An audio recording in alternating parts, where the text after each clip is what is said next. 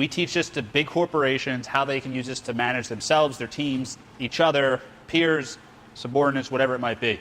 Is anybody willing to be my employee? What's your one-word focus? Courage. What are you grateful for? Opportunities that grace has afforded me, and then you have your goals. Running, writing. It is amazing how much better my employees work for me when I work for them. But I need to take a second to get to know that person. Well, you help them achieve something that has nothing to do with the job they're doing for you. They're going to be so much more invested in you. We see the team you work with. Bottom side, the brain dump when I'm working with my team, is this, I ask, hey, what are some things going on? Who needs me for what? The second part is going to the execution. What tasks, and I usually ask them, what are their top 3 tasks they're trying to get done this week in here? Managing individuals and managing employees, the biggest mistake I find that managers make is they do not manage the people who need to be managed. Letting people go do this on a weekly basis, come back on Monday morning, we're going to have this conversation, allows you guys to be on the same page, the same distance, the same tracker every time you move forward. Try it with your team. You will be blown away by how much you don't know the people who you think you're closest to. So, why does this work so well? If you fake it, you'll never achieve real results. That's the bottom line. That's how we teach it. What I want you guys to recognize is that's why living this thing out is what makes it work so well. Doing it in all parts of your life. When we bring programs into corporate training areas, too many times I see that those programs only work in work.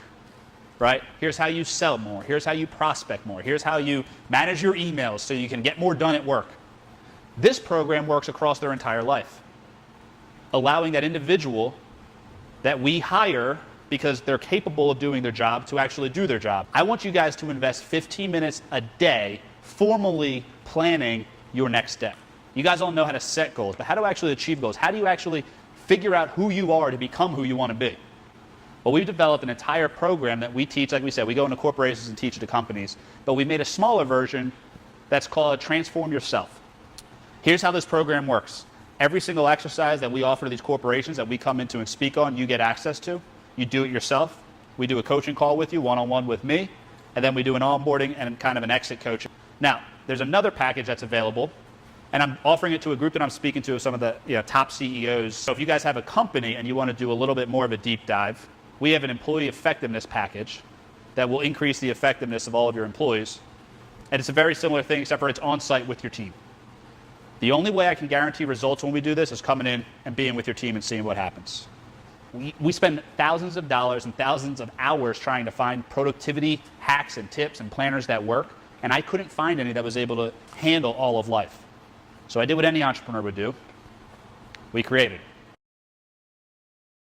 The film industry is very interesting because it's almost like the circus, right? Yeah. You have like all these independent contractors kind of come in, and everybody kind of has their own intentions. That once you're there shooting, right, a shoot week, time is money. Yeah. Right. So you pack, like so it makes those 7 days even more intensified. A buddy of mine, he uses this line that I thought was really interesting. He calls them expansion cycles.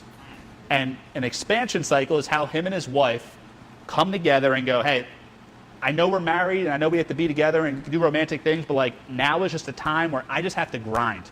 And then we'll go on a vacation. You can even cycle your 4 quadrants or the 4 vital signs in different weeks. Like if you got a grind week for work where it's like I'm going like 20 hours a day Right. for 7 days, like there's really not realistically time for you to be balanced. It's just constantly about saying, yeah, that week was just that. That's cool. We need to get back up again. Yeah. Too, and knowing that you don't have to contribute the same amount of time to everything for it to be balanced. Right. That's for sure going to help me. One thing that I do that helps me is create physical space for the things that I need to get done.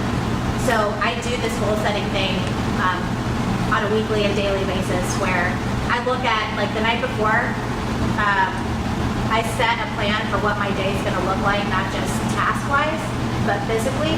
So you take everything that's here and then you kind of build your day-to-day life around that because that's the value of a weekend like this, is you get the space to get out of your day-to-day life, potentially come to a new city, a new environment, and really just strategize how you're going to hit those big goals faster, more exponentially. So a lot of people want to write a book. Like a great hack is to schedule a cruise and go write your book on your cruise ship, or figure out a way that you can block off like 7 to 10 days and then just go absolutely hard on it. Can help you if you've kept the other 51 weeks unbalanced.